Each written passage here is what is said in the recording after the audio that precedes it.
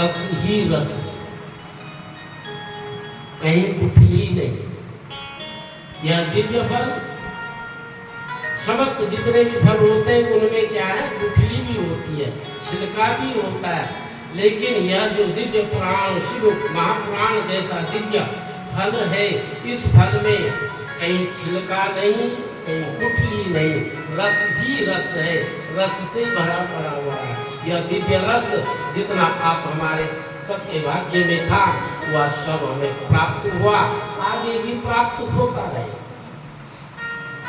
इस दिव्य पुराण की महिमा सब देवादिदेव महादेव की शरणागति लेते हैं और हे प्रभु आप ही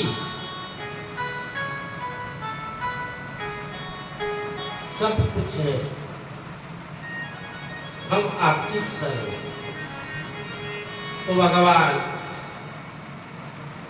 की विशद चर्चा संत महात्मा ऋषि नित्य निरंतर भक्तजन करते रहते हैं। तो नारद जी स्वतंत्र परम भक्त शिरोमणि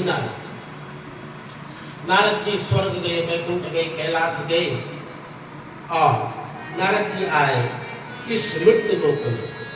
नारद जी ने देखा मृत्यु लोक के सभी प्राणियों को देखा, तो सभी प्राणी क्या करते हैं, गंगा मैया में स्नान करते हैं।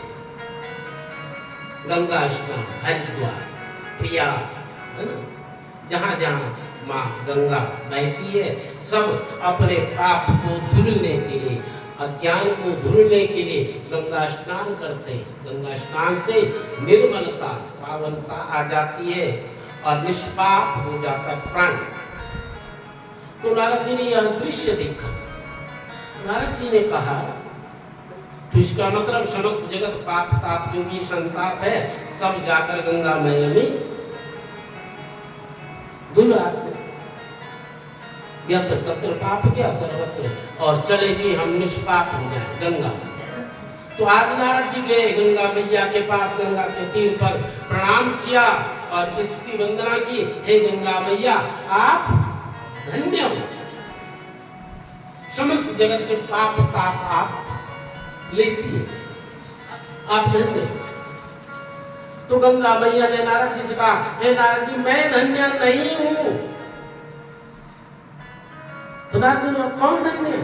बोले धन्य तो समुद्र देव है, जहां जाकर सब नदियां मिलती है, समस्त पाप वहां समुद्र में जाकर मिल जाते हैं। तो नारद जी समुद्र का धन्यवाद करने के लिए पहुंचे समुद्र के पास। हे समुद्र देवता आप धन्य हैं, समस्त जगत का पाप आप धारण करते हैं। तो समुद्र देव ने भी हाथ जोड़े, नहीं नहीं नारद जी मैं धन्य नहीं हूं। नारद जी ने कहा कौन धन्य जी? बोले धन्य है वो पृथ्वी है जो हमें संभाल रही है। तो नारद जी इधर पृथ्वी मैया के पास आए धन्यवाद करने के लिए, हे पृथ्वी मैया आप धन्य हो। पृथ्वी मैया ने कहा ना ना नारद जी मैं धन्य नहीं हूं। बोले कौन धन्य है? बोले वो शेष नाग धन्य है जो इस पृथ्वी को संभाले। जानते ना आप ये पृथ्वी शेष नाग के ऊपर। तो नारद जी शेषनाग जी के पास गए, हे शेषनाग जी आप धन्य हैं। शेषनाग ने कहा ना ना ना मैं भी धन्य नहीं हूं। तो बोले आप धन्य नहीं तो फिर कौन धन्य है? तो शेषनाग जी ने कहा वह भगवान शंकर धन्य है जो मुझे गले में धारण करते हैं। भगवान नारद जी भगवान शंकर के पास पहुंचे उनका साधुवाद करने के लिए, हे प्रभु हे देवादिदेव आप धन्य हैं। देवादिदेव महादेव कहते हैं ना ना ना ना नारद जी मैं धन्य नहीं हूं। मेरी धन्यता कहां से? मेरी धन्यता तो तब है जब मेरे भक्त मेरा यजन करते, पूजन करते, नमन करते, मेरा वर्णन करते, मेरी कथा सुनते, मैं धन्य नहीं। धन्य मेरे भक्त हैं। अब भक्तों के पास नारद जी आए। हे नारद जी ने कहा, हे भक्तों आप धन्य हैं, हे यजमानों आप धन्य हैं जो भगवान का गुणानुवाद करते हैं। और भक्त थे प्रवेश जी जैसे।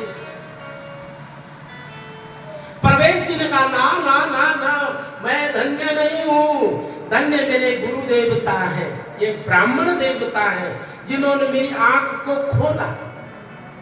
मुझे तो ज्ञान ही नहीं था। तो ये ब्राह्मण धन्य है, ये ब्राह्मण साधुवाद के पात्र हैं जो वेद वेदांत शास्त्रों का ज्ञान रखते हैं और अपने भक्तों को, अपने स्वजनों को भगवान भोलेनाथ की भक्ति में लगाते हैं। धन्य है ये ब्राह्मण देवता। दैवाधीनात् जगत् सर्वं मंत्राधीनात् दैवताः ते मंत्रा ब्राह्मणाधीना तस्मात् ब्राह्मण देवता। ब्राह्मण देवता क्यों? ज्ञानी हो अज्ञानी हो, छोटा हो बड़ा हो, ब्राह्मण का सम्मान सभी करते हैं। ज्यादा कुछ नहीं तो राम राम, पंडित जी राम राम, और वो नहीं करते। और पंडित जी को कहीं देखते हैं तो राम राम करते हैं। इसका मतलब वो चलता फिरता देवता है, घूमता फिरता देवता है। जहाँ ये देवता ब्राह्मण देवता जाता है वहीं मठ बन जाता, वहीं मंदिर बन जाता, वहीं स्वर्ग बन जाता, वैकुंठ बन जाता। वैकुंठ कहाँ है? स्वर्गे सत्ते च कैलासे नास्तिक्यम यम रसा अता प्योंत सद्भाग्या मा मा मुक्त कर ही चित। स्वर्ग में ये रस नहीं, ये आनंद नहीं, ये सत्संग नहीं जो यहाँ हमें आपको प्राप्त होता है। तो दैवाधीना जगत सर्वा, दैव के अधीन, ईश्वर के अधीन ये जगत पूरा संसार है।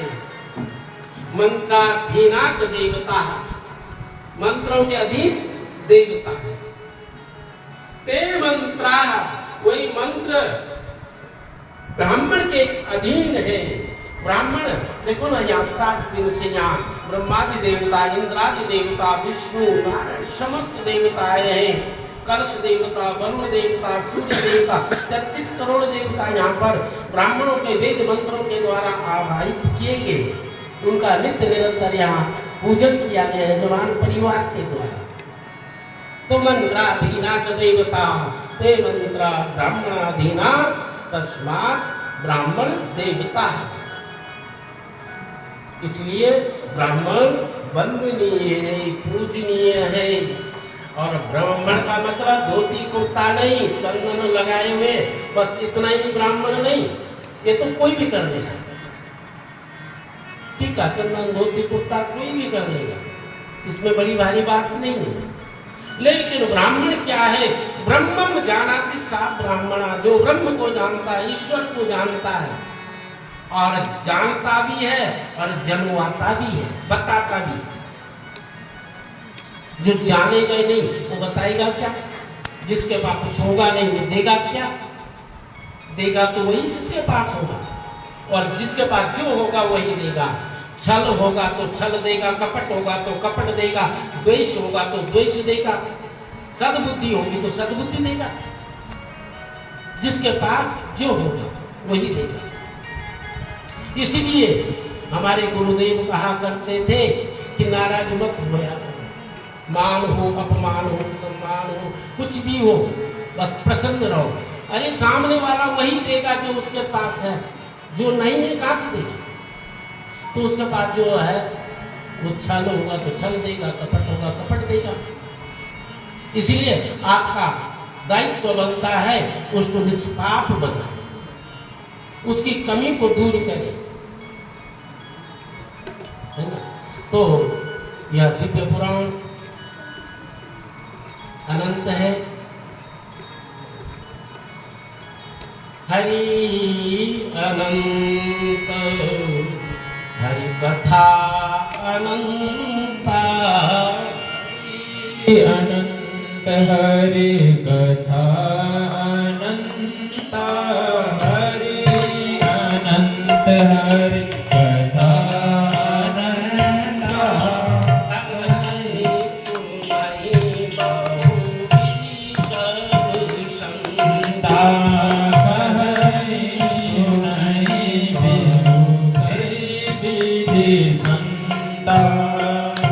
कहीं विधि बहुविधि संता